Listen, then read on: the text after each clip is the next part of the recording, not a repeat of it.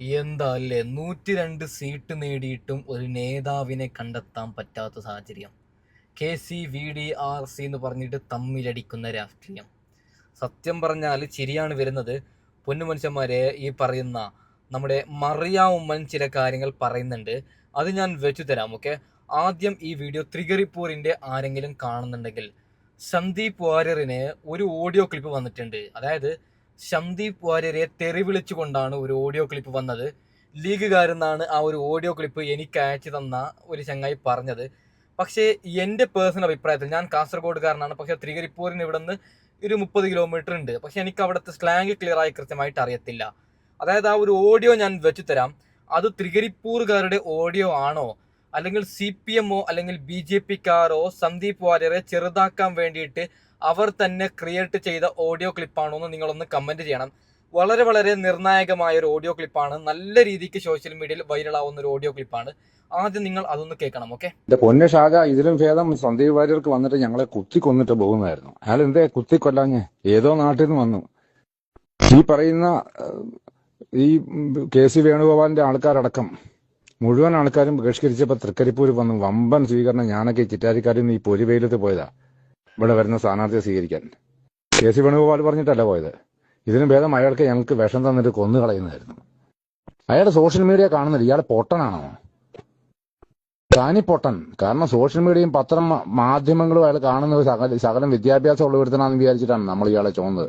ഈ 38-40 ഡിഗ്രി ചൂടിന് ഈ മലമണ്ട മുഴുവൻ, ഈ തൃക്കരിപ്പൂര് അവിടെയുള്ള നിരപ്പ് പ്രദേശത്തോടല്ലേ, ഈ മലമണ്ടയ്ക്കൂടെ മുഴുവൻ ഈസ്റ്റ് എളേരി വെസ്റ്റ് എളേരി മുഴുവനും മല മുഴുവൻ കയറി ഇറങ്ങി. ഞങ്ങളുടെ പഞ്ചായത്തിൽ നിന്ന് മാത്രം 6100 വോട്ട് ഞങ്ങൾ ഭൂരിപക്ഷം കൊടുത്തു ഈ ഒരൊറ്റ പഞ്ചായത്തിൽ നിന്ന്. അവന്റെ ചീമേലിയിലും കയ്യൂരിലും ഉള്ളിടത്തുനിന്ന് ഉണ്ടാക്കുന്ന പോലെയല്ല, ഞങ്ങൾ അതുപോലെ കൊടുത്തു. രണ്ടാമത്, മുസ്ലിം ലീഗുകാരാണ് അവിടെ കിടന്ന് കഷ്ടപ്പെട്ടത്. കുഴൽനാടൻ തെറി പറഞ്ഞപ്പോഴെങ്കിലും ഇവൻ നോട്ടടിക്കണ്ടായിരുന്നു. ഇയാൾക്ക് ബോധമില്ലേ? ഇയാൾക്ക് ധൈര്യമുണ്ടോ ഒന്നുകൂടെ രാജിവെച്ചിട്ടൊന്ന് മത്സരിക്കാനായിട്ട്? KC വേണുഗോപാലിന്റെ ആളാണെന്ന് പറഞ്ഞിട്ട് ഇയാൾ ഇനി പച്ച തപ്പുവോ? ഇയാൾ ഒറ്റുകാരനായിട്ട് ജനം വിലയിരുത്തിയില്ലേ?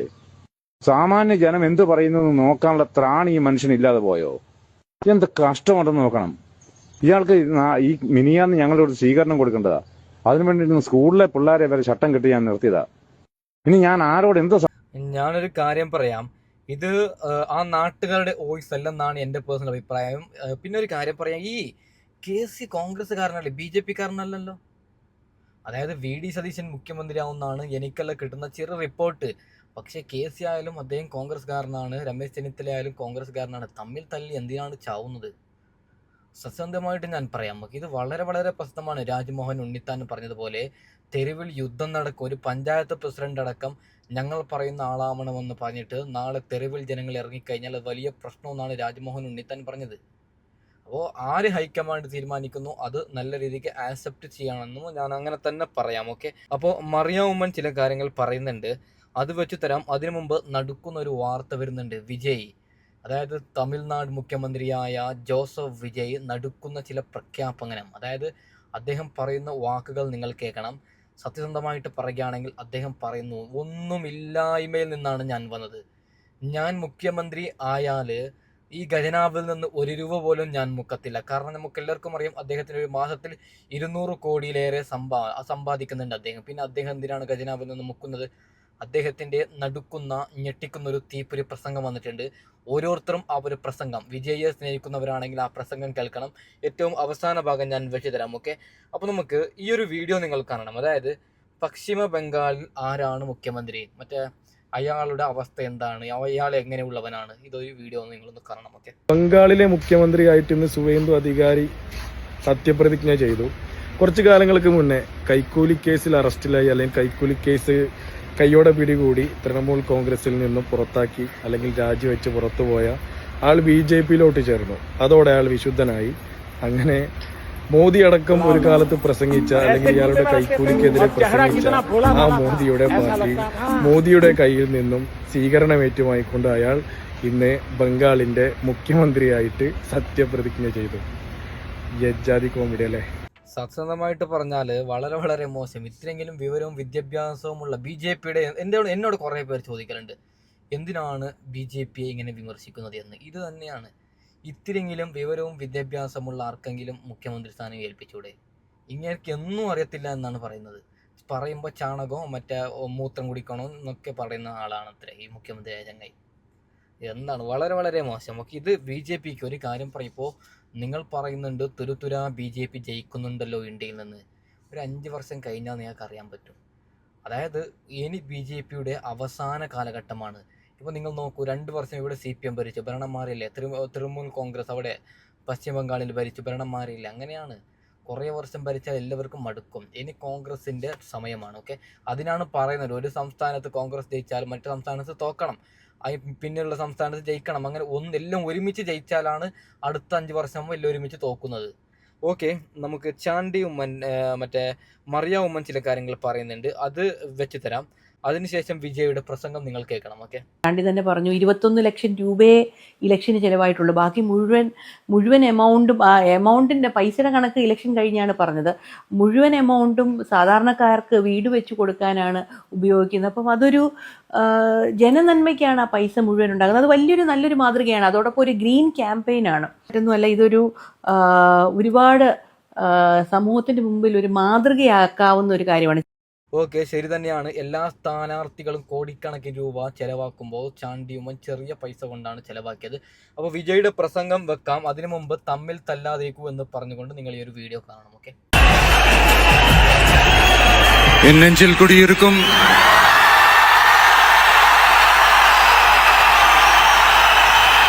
உங்கள் அனைவருக்கும் என்னுடைய வணக்கம் வணக்கம் வணக்கம்.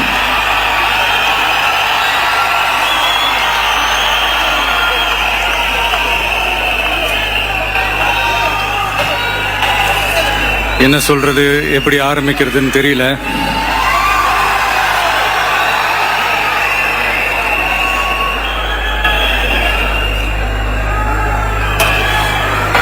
சினிமாவில் எப்படியாவது கஷ்டப்பட்டு வெற்றி அடையணும்னு இருந்த ஒரு சாதாரண அசிஸ்டன்ட் டைரக்டருக்கு பிறந்த ஒரு பிள்ளையா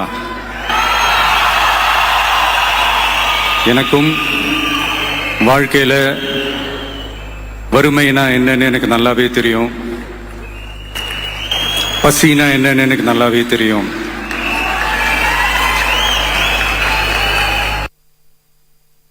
பெரிய மன்னர் பரம்பரையில இருந்தெல்லாம் வந்துடல. உங்களை மாதிரிதான், உங்கள ஒருத்த மாதிரிதான், உங்க குடும்பத்துல ஒருத்த மாதிரிதான், உங்க புள்ள மாதிரிதான், உங்க மகன் மாதிரிதான், உங்க அண்ணன் மாதிரிதான், உங்க தம்பி மாதிரிதான்.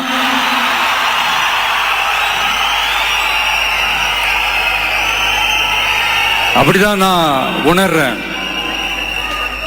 நீங்களும் என்ன அப்படி நினைச்சதுனாலதான் சினிமாவில் எனக்கு ஒரு மிகப்பெரிய ஒரு இடம் ஒன்று கொடுத்தீங்க. அதையெல்லாம் விட்டுட்டு உங்களுக்காக நன்றி கடன் செலுத்துறதுக்காக அரசியலுக்கு வந்த உங்க விஜய, இந்த விஜய, நீ வா விஜய், நாங்களா இருக்கோம், பாத்துக்கிறோம். விஜய் தம்பி நீ வா, நாங்க இருக்கோம். விஜய் தம்பி நீ வா, நாங்க இருக்கோம். அண்ணா நீ வாடா, நாங்களா இருக்கோம். நண்பா நீ வா நண்பா, நாங்களா இருக்கோம் சொல்லி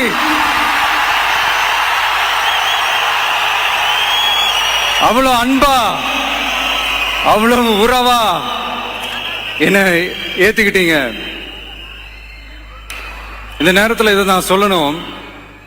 இந்த டிராவல்ல, இந்த ப்ராசஸ்ல எனக்கு எவ்வளவோ கஷ்டங்கள், எனக்கு எவ்வளவோ இந்த அவமானப்படுத்தினதெல்லாம் ஒரு பக்கம் இருந்தாலும், எனக்காக கூட நின்ன உங்களுக்கும் அதே மாதிரி கஷ்டங்கள், அதே மாதிரி அவமானங்கள், அதையெல்லாம் நீங்க பெருசா எடுத்துக்காம, அதையெல்லாம் நீங்க பொருட்டாவே எடுத்துக்காம, என்னோட வலிகளை, என்னோட வேதனைகளை உங்களோட தான் நினைச்சு என் கூடவே நின்னு இன்னைக்கு சி ஜோசப் விஜய் எனும் நான்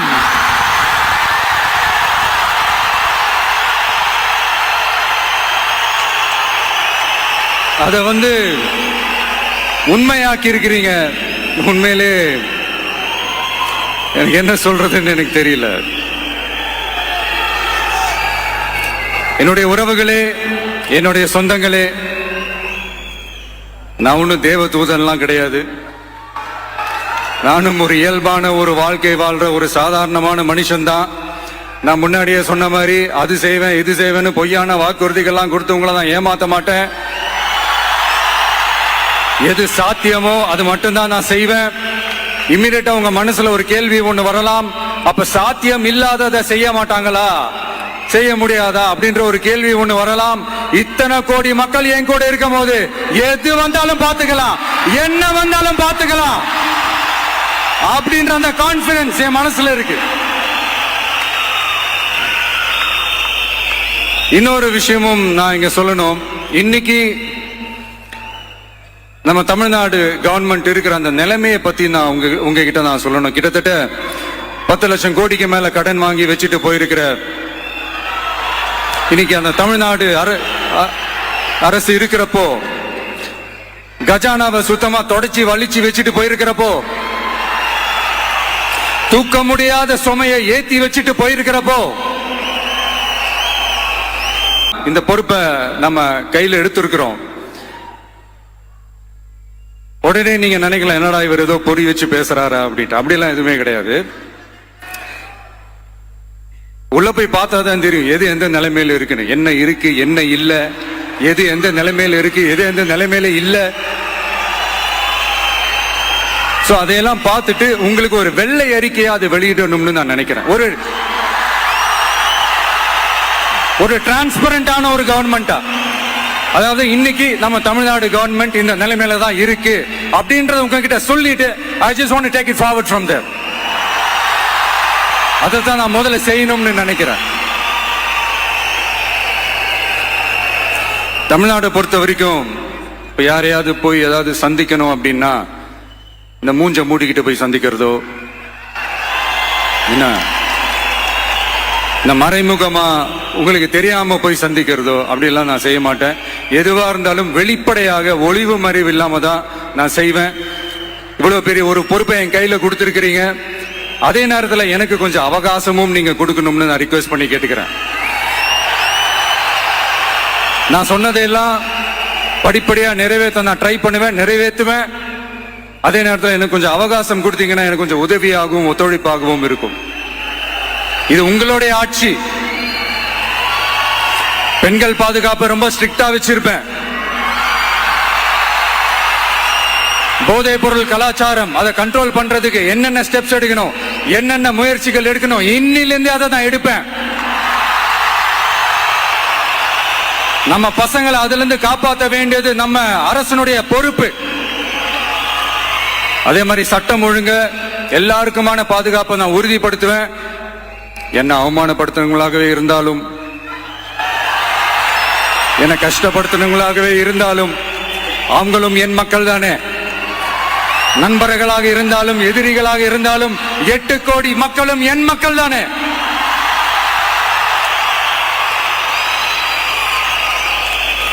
அது மாதிரி இந்த அடிப்படை விஷயங்கள், கல்வி, ரேஷன், மருத்துவம், குடிநீர், சாலை வசதி, பஸ் வசதி, இந்த மாதிரி விஷயங்கள்ல தான் என்னுடைய முதல் கவனம் செலுத்தணும்னு எனக்கு தோணுது. நான் முன்னாடியே சொன்ன மாதிரி மக்கள் பணத்துல இருந்து ஒரு பைசா கூட நான் தொட மாட்டேன். எனக்கு அது அவசியமும் இல்லை. அது உங்களுக்கு நல்லாவே தெரியும். இந்த விஷயம் தப்பு பண்ண மாட்டான், தப்பு பண்ணவும் விட மாட்டான். அது யாராக இருந்தாலும் சரி, என்னோட கவர்மெண்ட்ல என் கூடவே இருக்கிறவங்களாகவும் சரி, விட மாட்டான். சப்போஸ் யாருக்காவது அப்படி ஒரு எண்ணம் மனசுல இருந்துச்சுன்னா, நம்ம ஜெயிச்சிட்டோம், ஒரு ஆட்டம் ஆடி பார்க்கலாம் அப்படின்ற எண்ணம் யாருக்காவது இருந்துச்சுன்னா இப்பவே இந்த நிமிஷமே அதை எரேஸ் பண்ணிருங்க.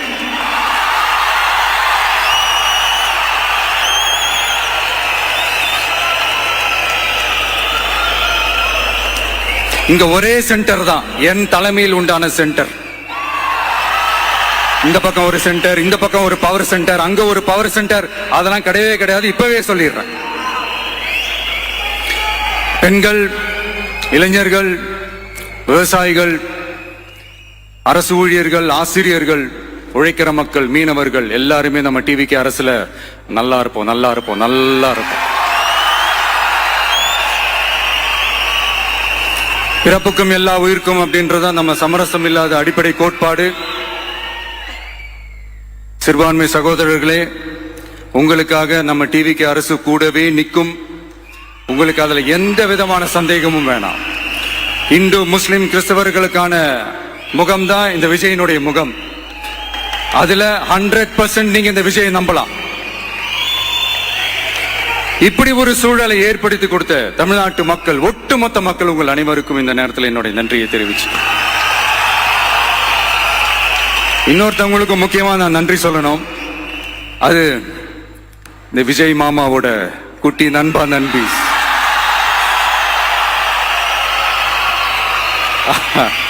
அவங்களாலதான் இது நடந்திருக்கு. உங்களுக்கு எப்படி நன்றி கடன் செய்யணும்? உங்களுக்காக உங்க ஃபியூச்சரை மைண்ட்ல வச்சுக்கிட்டு எல்லா நல்ல விஷயங்களையும் உங்களுக்காக இந்த விஜய் மாமா செஞ்சு கொடுப்பான். கான்பிடண்டா இருங்க. அதே மாதிரி இன்னொருத்தவங்களுக்கும் நான் முக்கியமா நன்றி சொல்லணும். உங்களை எப்படி நான் மறப்பேன்? நீங்க தான் என்னோட உயிராச்சு. தமிழக வெற்றி கழக தோழர்களே,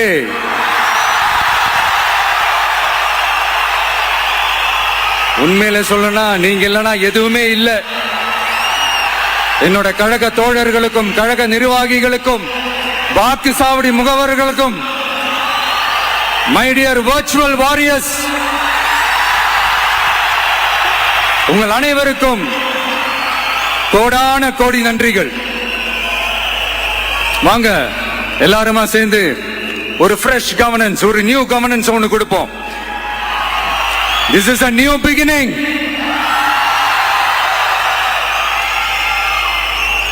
A new era of a real, secular, social justice starts now.